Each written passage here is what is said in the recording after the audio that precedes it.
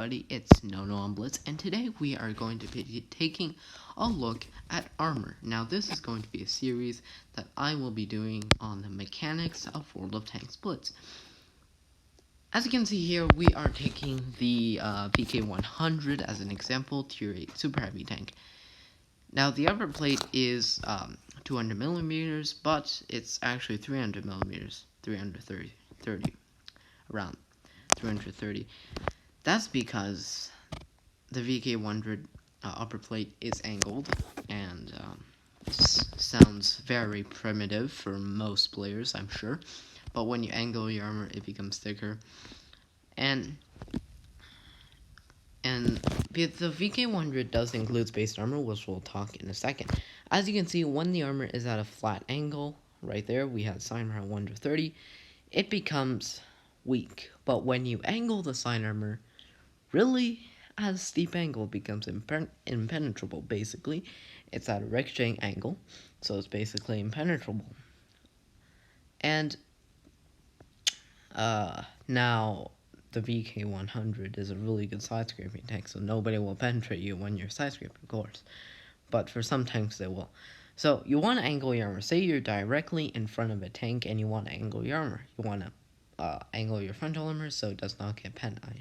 I know this sounds ridiculous on the VK100 when you just need a face hug, but you do expose your side armor, which is a problem. So if you're directly in front of the tank, you want to angle correctly, or you want to do something called side scraping on the move, which I will cover in another video because it's something that isn't used a lot and something that's extra to side scraping. But angling your side armor at such a steep angle that it ricochets, it's called side scraping. Side scraping is used often by super heavies like the VK100, the VK168, the Moushin, the Mouse, the E100, the IS4. A lot of tanks use this tactic, and it's a commonly tactic that's used, so I want to show you guys what it is. Also, the strong point of your tank is your turret. Usually it's the turret that is the strongest point of your tank. The gun mantlet is the strongest point of the turret. And also, the gun and the tracks are basically spaced armor, except sometimes on American tanks like a T1 and E5, you can actually penetrate the track wheel, which is something surprising. Now, the two main weak spots of a tank, the cupola and the lower plate. The cupola is something that is really, annoying to most tanks, like the VK100. It has got a humongous cupola. Like, on American tanks, some cupolas are ridiculous, but on the VK100, it's pretty big, so you want to try to hide it. So side scraping does also help you hide it because you're putting yourself against the building and hiding your front, all of your front, and some of your side, which does help. Now, we are going to be taking a look at spaced armor. Now, I'm going to choose the Sheridan as an example here, because, as we know, the Sheridan is loaded with a huge bucket of spaced armor. So, this spaced armor is armor that is armor to the tank that is extra protection to the tank, but it's not actually the tank. I'm messing up my words today. But if you do pen the spaced armor but not the actual tank, then you do 0 damage. It will show you it's a non-penetration or ricochet, like it's side scraping. But most of the time, spaced armor does protect you from heat, HE, hash, and just those shells, because they don't actually penetrate. They penetrate the spaced armor, but they don't actually penetrate the actual tank. Now, most gun mantlets in the game are spaced armor, except for some oscillating turrets. I'm pretty sure they don't have spaced armor on the gun mantlet.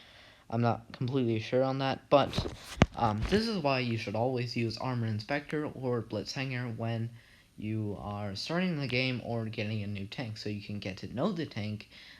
For example, you're getting the Sheridan, it's a big boxy tank, you think it's like gonna get penned everywhere, but it's not because it's got that spaced armor. So that's what you want to do.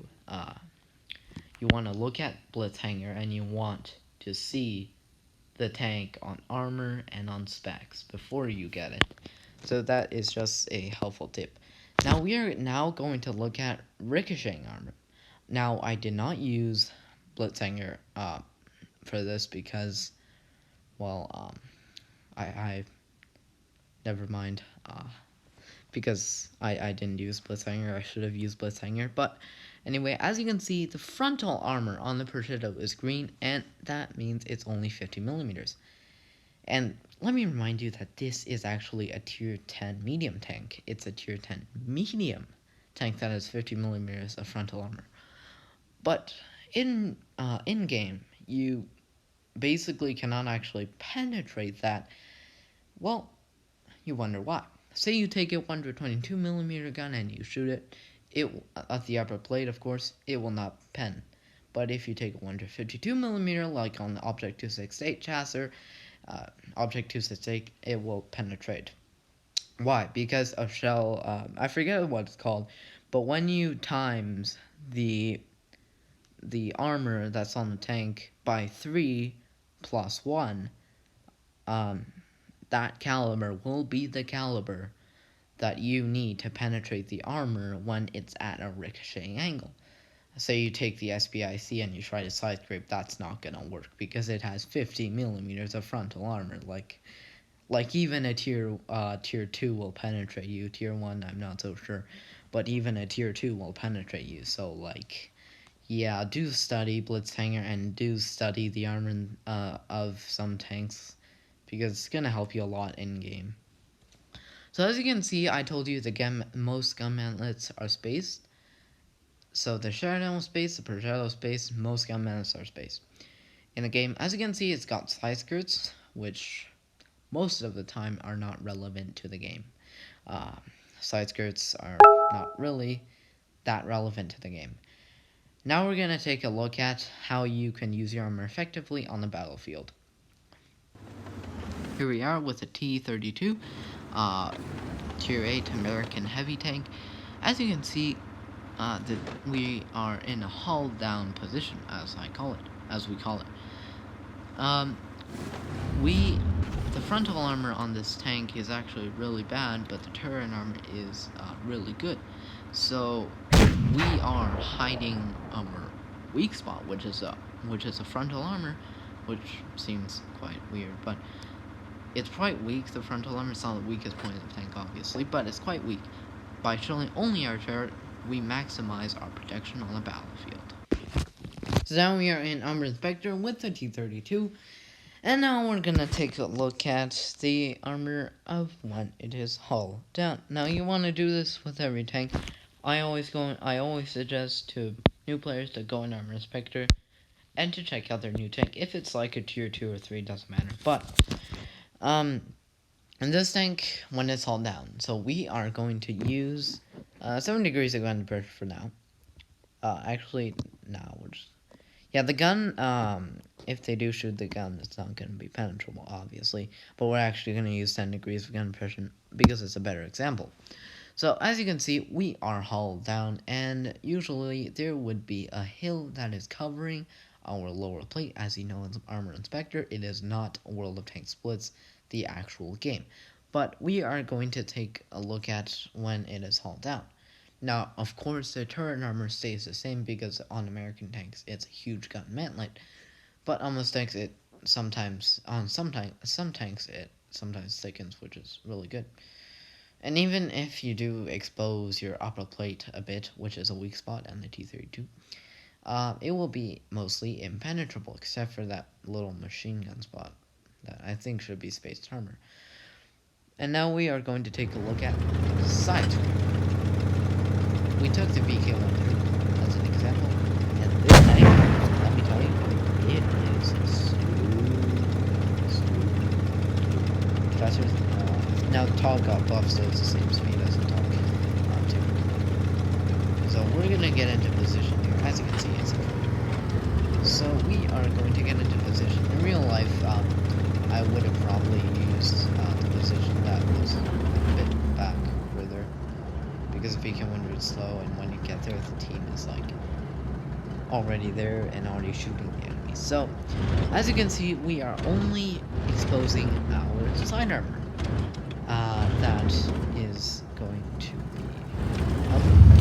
So we are exposing only our side armor at an extreme angle, and we are hiding our lower plate and correctly. Now, what you want to do in side screaming is you want to wait for the enemies to shoot you. You block the damage, you block the shot, or bounce the shot, and then you come out, shoot the enemies, and then you go back to your position, which most people use a lot. It's very common strategy that is used among players in Modern Flank Blitz. Now, what you want to do when you go back, after you shoot, you want to put your gun up so they have more chance of hitting the gun than your cupola, which is something to take into consideration. But obviously the gun counts as base armor, and always have a repair kit just in case you shoot your gun with like an HE shell and it destroys. So always be prepared. Consumables is something I will talk about in another video. But how does this strategy actually work in practice? Let's check it out with an SD1 replay. Now this is actually a replay, but it does show an example, a good example. The SD1 is a good tank, crazy good tank. But we are going to side script. As you can see, we are showing our side armor at a really, really extreme angle. As you can see, that bounced into our track, obviously. It went through our track and it bounced off the inner part of the hull. But as you can see, if we didn't place it at that angle, that shot would have penetrated. That would have been bad because the M103 has a 400 alpha damage gun, and this is we're in a tier 9, so that is good. I shot him, and this is something the SD1 does struggle a bit because it's got a really flat area when you side scrape. It's almost like Tigers. As you can see, when I shot the Tiger 2, it ricocheted because he was at such a steep angle that I could not penetrate. Now, obviously, was I didn't really focus that much on it. But anyway, we did get a really sweet mastery badge with this battle, 4.8k damage just from side scraping. So as you can see how effective side scraping is. Now I do not have a video. I do not have a replay on how that. Don't forget to subscribe, like, and share, and I will see you in the next video.